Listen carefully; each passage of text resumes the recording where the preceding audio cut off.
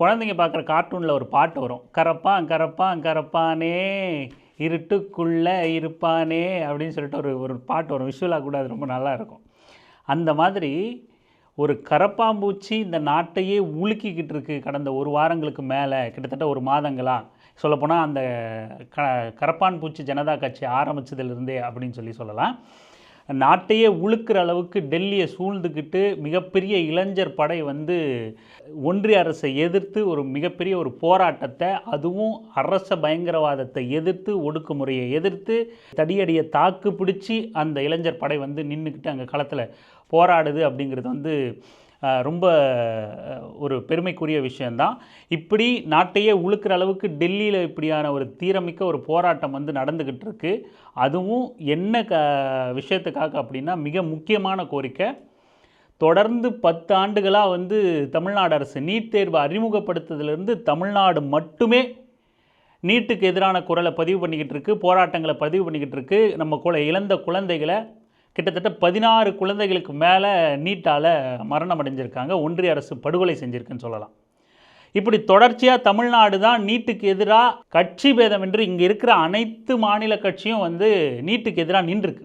நீட்டுக்கு எதிராக தமிழ்நாடு தன்னோட தொடர் குரலை பதிவு பண்ணிகிட்டு இருக்கு. அதே கோரிக்கைக்காக டெல்லியில் கரப்பாம்பூச்சி ஜனதா கட்சி போராடிக்கிட்டு இருக்கு. மிகப்பெரிய இளைஞர் படையோட இந்த நாட்டையே அஸ்திவாரத்தையே அசைச்சு பார்த்துக்கிட்டு இருக்குன்னு சொல்லலாம். அவங்களோட 3 முக்கிய கோரிக்கை என்ன அப்படின்னா, கல்வித்துறை அமைச்சரான தர்மேந்திர பிரதான் பதவி விலகணும், 2வது நீட்டை ரத்து பண்ணணும், 3வது தேசிய தேர்வு முகமையே கலைக்கப்படணும் அப்படிங்கிறது மிக மிக முக்கியமான கோரிக்கை 3மே. மத்திய அமைச்சர் ஜே.பி. நட்டாவிடம் கரப்பான் பூச்சி ஜனதா கட்சியினர் 3 நிபந்தனைகளை விதித்திருக்கிறார்கள். எதுவுமே ஏதோ கூட்டம் கூடிருச்சு, ஃபாலோவர்ஸ் வந்துருச்சு, ஏதோ ஒரு பசங்க ஒரு உற்சாகத்தில் எதையோ கோரிக்கை வைக்கிறாங்க அப்படின்ல. ரொம்ப நல்லா கவனிக்கணும்.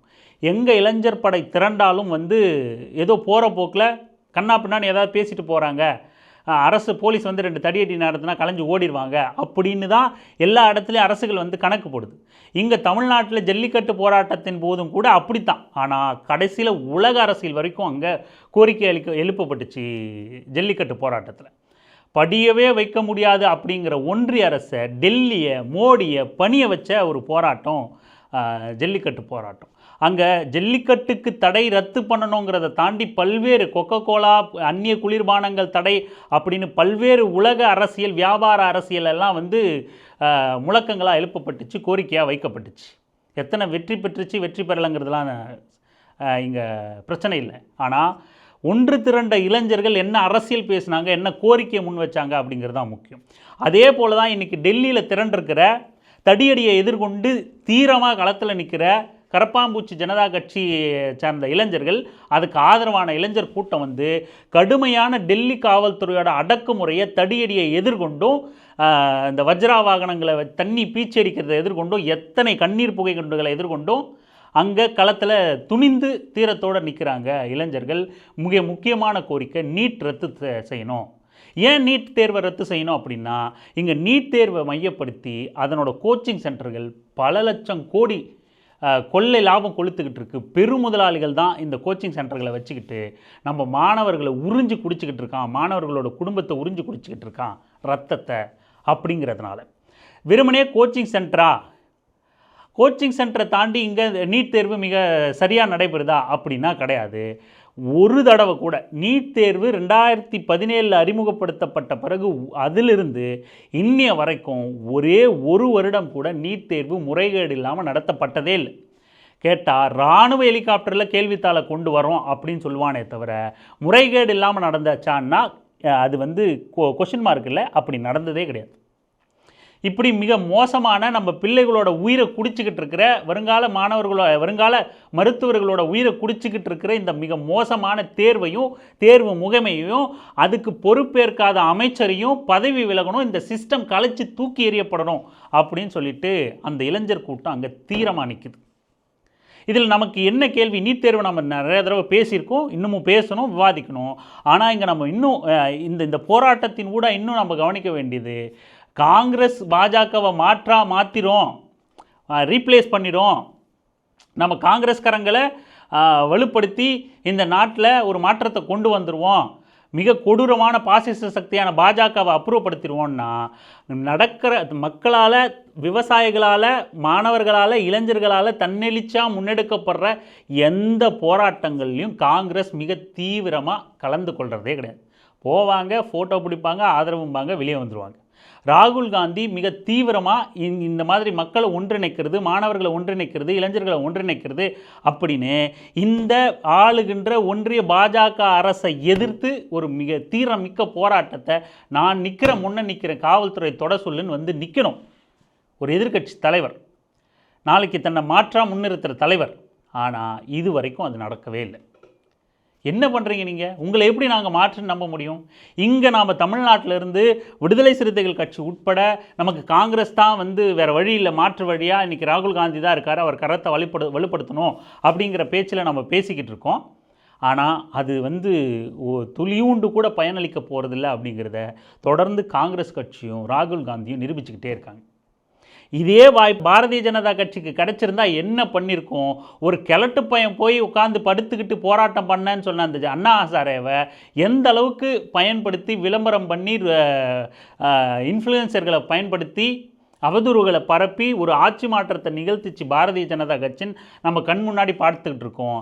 ஆனால் மக்களோட, மாணவர்களோட, இளைஞர்களோட தன்னெழுச்சியான போராட்டத்தை கூட அரசியல் துணை கொண்டு மக்களுக்கு ஆதரவாக நின்று இன்னும் நாடு தழுவிய எழுச்சியான போராட்டமாக மாற்ற இயலாமையில் இருக்கிற கட்சியாக தான் காங்கிரஸ் இருக்குது. இயலாத தலைவராக தான் ராகுல் காந்தி இருக்கார். ஒன்றுத்துக்கும் பிரயோஜனம் இல்லை. சரி, இப்போ நம்ம பாஜகவை விட்டால் காங்கிரஸ் தான், வேறு என்ன பண்ண முடியும் நாம்? அப்படின்லாம் ஒன்றும் கிடையாது. ஏற்கனவே விபி சிங் காலத்தில் நிகழ்ந்த மாதிரி மாநில கட்சிகள்லாம் ஒன்றிணைஞ்சி மாநில உரிமையோட மாநில சுயாட்சியை முன்னிறுத்துகின்ற ஒரு ஒன்றிணைந்த ஒரு தேர்தலை சந்திக்கணும். ஒரு கட்சிகளாக சேர்ந்து தேர்தலை சந்திக்கணும். மாநிலங்களோட கூட்டாட்சி தான் இங்கே மாற்றத்துக்கு வழிவகுக்குமே தவிர ராகுல் காந்தி மாற்றத்துக்கு வழிவகுப்பாரா அப்படிங்கிறது தொடர்ச்சியான செயல்பாடுகள்லேருந்து நம்ம மிகப்பெரிய கேள்விக்குறியை எழுப்ப வேண்டியதாக இருக்குது. இதுவரைக்கும் காங்கிரஸோட செயல்பாடு, ராகுல் காந்தியோட செயல்பாடு பாரதிய ஜனதா கட்சியை இன்னி வரைக்கும் ஒரு பலம் இழக்க செஞ்சிருக்கா அப்படின்னா கிடையாது. மக்கள்கிட்ட அம்பலப்படுத்தியிருக்கா அப்படின்னா கிடையாது. எந்த விலைவாசி ஏற்றத்துக்கும், எந்த விலைவாசி உயர்வுக்கும், பெட்ரோல் டீசல் விலை உயர்வுக்கும், அத்தியாவசிய பொருட்கள் விலை உயர்வுக்கும் உட்கார்ந்துக்கிட்டு வீதியில் இறங்கி போராடல. தொடர்ந்து மக்களோட அடிப்படை வாழ்வாதார பிரச்சனைகள் ஏராளமாக நிகழ்ந்துக்கிட்டே இருக்குது. காங்கிரஸ் விலகி வேடிக்கை பார்த்துக்கிட்டே இருக்குது. ஆனால் இங்கே இருக்கிற பாஜக ஆட்சிக்கு வர்றதுக்கு முன்னாடி சிலிண்டர் தூக்கிட்டு ரோட்டில் வீதியாக உட்காந்துச்சு. 300 ரூபா சிலிண்டர் விற்கும்போது பாஜக இன்றைக்கி பெட்ரோலோட விலையை நம்ம அன்னைக்கு சிலிண்டர் விற்ற காசுக்கு விற்றுக்கிட்டு இருக்கு. காங்கிரஸ் அமைதி காக்குது. கரப்பாம்பூச்சி ஜனதா கட்சியோட போராட்டம் நடக்குது, காங்கிரஸ் வேடிக்கை பார்க்குது. காங்கிரஸ் அதை வந்து இன்னும் எழுச்சிமிக்க போராட்டமாக கன்வெர்ட் பண்ண, இல்லை அவங்களுக்கு போராடுற இளைஞர்களுக்கு துணை நிற்கிற அந்த மாதிரியான செயல்பாடுகளில் ஈடுபடலை. அதை தாண்டி தமிழ்நாடு, நம்ம முதல்ல ஆரம்பிக்கும் போது சொன்ன மாதிரி தமிழ்நாடு தான் இந்த நீட் எதிர்ப்புக்கும் இந்த தேசிய தேர்வு முகமைக்கும் ஒரு தடவை கூட ஒழுங்காக தேர்வு நடத்த வக்கில்லாத உனக்கு எதுக்கு நீட் தேர்வு? வடக்கெல்லாம் போய் மர சிலைக்கு, கல் சிலைக்கு உட்காந்துக்கிட்டு ஹார்ட் பீட் செக் பண்ணிக்கிட்டு இருக்கான். இந்த யோகியதைக்கு எதுக்குடா நீட் தேர்வு அப்படின்னு நம்ம தொடர்ச்சியாக கேள்வி எழுப்பிட்டு இருக்கோம் தமிழ்நாட்டில் இருந்து தான். அப்போது இங்கே டெல்லி அதிர வைக்கிற மாதிரி இந்த ஒட்டுமொத்த இந்திய தேசத்தையும் வந்து உலுக்கி எடுக்கிற மாதிரி காக்ரோச் ஜனதா பார்ட்டி வந்து ஒரு போராட்டத்தை முன்னெடுத்துக்கிட்டு இருக்கு. இளைஞர்கள் தன்னெழுச்சி அதை கலந்துக்கிட்டு இருக்கான் அப்படின்னா தமிழ்நாட்டிலேருந்து தொடர்ச்சியாக இந்த தேர்வு அறிமுகப்படுத்துதலேருந்தே எதிர்ப்பை தெரிவிச்சுக்கிட்டு இருக்கிற, போராடிக்கிட்டு இருக்கிற நாம் இந்த போராட்டத்தை இன்னும் தீவிரப்படுத்த, தமிழ்நாட்டிலேருந்து இந்த போராட்டத்தை மிக தீவிரப்படுத்துகிற முன்னெடுப்பை எடுத்திருக்கணும். நாம் எல்லாம் விலகி அமைதியாக வேடிக்கை பார்த்துக்கிட்டு இருக்கோம். நம்மக்கிட்ட அந்த போராட்ட குணம் மங்கி போச்சா? நாம் அதுலேருந்து நம்ம வந்து டைலூட் ஆகிருக்குமா அப்படிங்கிறதெல்லாம் வந்து சுய விமர்சனமாக நம்ம பார்க்க வேண்டியது இருக்குது. கட்சி கடந்து இது வந்து மாணவர்களோட உரிமை போராட்டம். நாம் வந்து தேர்தல் கட்சி வந்து ஒரு மாற்றத்தை கொடுத்துரும், மாணவர்களுக்கு நல்ல எதிர்காலத்தை கொடுத்துரும் அப்படின்னு நம்பி திமுகவுக்கு வாக்களித்தோம். ஆனால் திமுகவால் ஒரு கட்சியாக, ஆட்சி அதிகாரத்தில் இருக்கிற ஒரு கட்சியாக அந்த அந்த அந்த உரிமையை நமக்கு நீட் விலக்க பெற்றுத்தர முடியல. அப்படியே இங்கே ஒரு மாற்று அப்படின்னு சொல்லிட்டு டிவிகேவை இன்றைக்கி தேர்ந்தெடுத்திருக்கோம்.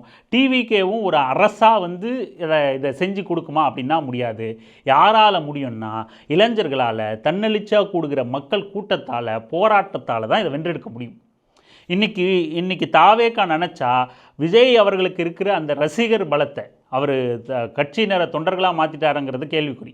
ஆனால் அந்த ரசிக பலத்தை, ஒரு மாஸ், அந்த கவன ஈர்ப்பை ஒட்டுமொத்தமாக திரட்டி ஒன்றிய அரசுக்கு அச்சுறுத்தலை ஏற்படுத்தலாம்.